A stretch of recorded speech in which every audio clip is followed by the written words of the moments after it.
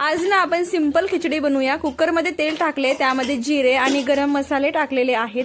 यामध्ये आपल्याला आता बारीक कट केलेला कांदा टाकायचा। कांदा व्यवस्थित परतून घ्यायचा आणि खिचडीमध्ये ना शेंगदाणे खूप छान लागतात, तर मी इथे हिरवी मिरची आणि थोडेसे शेंगदाणे टाकलेले आहेत। आता यामध्ये आपल्याला अद्रक लसणाची पेस्ट सुद्धा टाकायची आहे। त्यानंतर बारीक कट केलेला टोमॅटो टाकायचा आणि याला मस्त परतून घ्यायचं। खूप टेस्टी आणि सिंपल आहे बरं का ही खिचडी।